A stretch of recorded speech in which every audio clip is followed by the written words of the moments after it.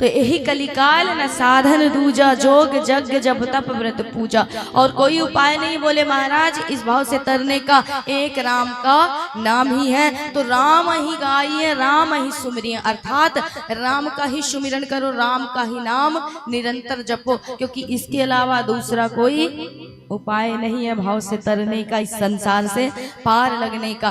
कहते हैं श्रवणंती गायंती स्मरंती, जिसको सुनिए उसका गायन करिए, उसका नित्य स्मरण करिए, इसी से जीवन आपका धन्य होगा महाराज, और इसी से जीव को मुक्ति मिलती है। माना जाता है, मान लीजिए एक उदाहरण दे देते हैं, संसार से जाओगे तो क्या लेकर के जाओगे?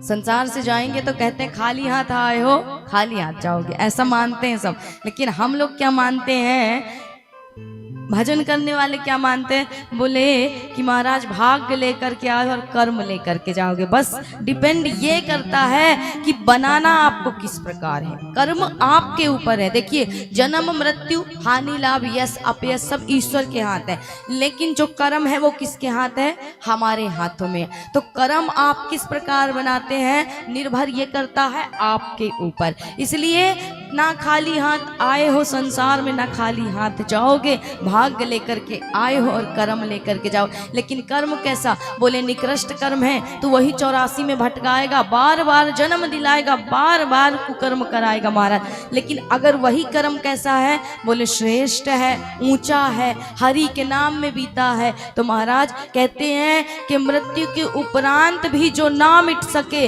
वही है जीवन की सबसे बड़ी कमाई, पुण्य धर्म। अर्थात पुण्य कर्म जो आप करते हैं वो जीवन में मृत्यु के बाद भी ना मिटने वाली कमाई है, और वही सबसे बड़ा श्रेष्ठ कर्म है आपके जीवन का।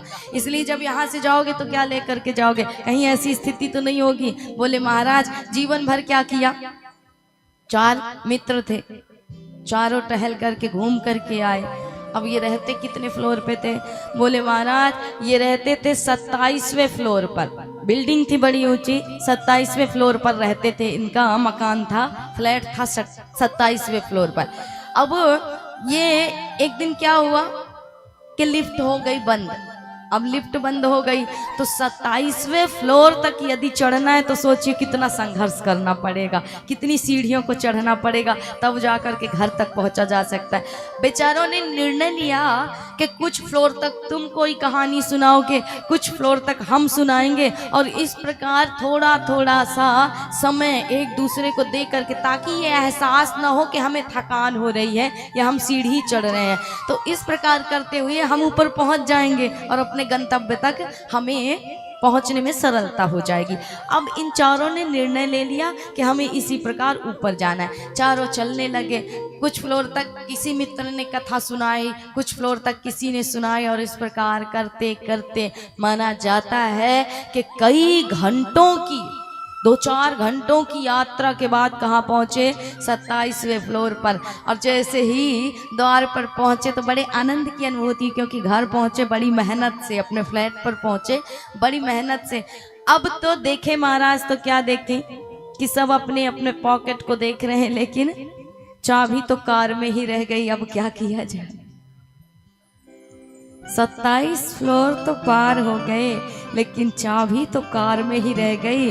अब गेट खुलेगा कैसे? जब चाबी ही नहीं है तो गेट खुलेगा कैसे? बोले ये कहानी किसी और की नहीं, हम सब 4 मित्रों की है, अर्थात जीव की है। 27 फ्लोर सबको पार करना है। यहाँ कितने फ्लोर पार करने? बोले 84 लाख फ्लोर है महाराज, इनको पार करना है। लेकिन अगर चाबी यही छूट गई तो सोचो क्या करोगे? कर्म रूपी चाबी, जो पुण्य रूपी, धर्म रूपी, श्रेष्ठ कर्म रूपी चाबी यही अगर छूट गई तो फिर क्या पाओगे ऊपर जाकर के?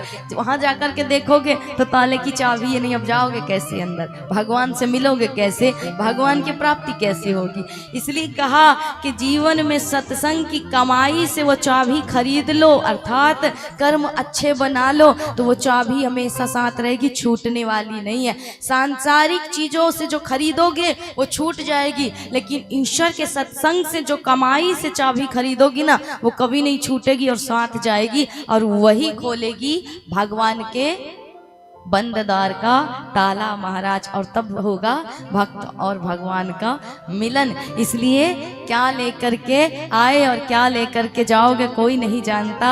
तो सबसे बड़ी जीवन की कमाई है श्रेष्ठ कर्म, और उसी कर्म को करने के लिए ये कथा अति आवश्यक है, ये सत्संग अति आवश्यक। कहते हैं जिस प्रकार पारस से लोहे का स्पर्श हो जाए तो वो महाराज क्या बन जाता है, सोना बन जाता है। उसी प्रकार अगर ये शरीर सत्संग में चला जाए, ये शरीर संतों के संग में चला जाए, भगवत प्रेमी भक्तों के संग में लग जाए, तो ये शरीर भी निकृष्ट से भी महाराज श्रेष्ठ हो जाता है, ऊंचा हो जाता है। और फिर भगवत प्राप्ति असंभव नहीं है जीवन में, ईश्वर की प्राप्ति असंभव नहीं है जीवन में। इसलिए कर्म ही सबसे बड़ी पूंजी और कर्म ही सबसे बड़ी कमाई। क्योंकि गोस्वामी जी कहते हैं कि राम नाम नर केसरी कनक कसिपु कलिकार, जापक जन प्रहलाद जिमी पाली दली सुरसार। अर्थात श्री राम का नाम ही नरसिंह भगवान है। ये कलयुग है हिरण्यकश्यपु, और भगवान का नाम जपने वाले कौन है, बोले नाम जप करने वाले ही प्रहलाद के समान भक्त है महाराज। और उन्हीं भक्तों की रक्षा के लिए वही नरसिंह भगवान इस धराधाम में अवतार लेकर के इस कलिकाल से उस जीव को उबारते हैं। तो ऐसे श्री राम की कथा जो जन्म जन्म के पापों को काट देती है और पुण्य का उदय करती, संचार करती है।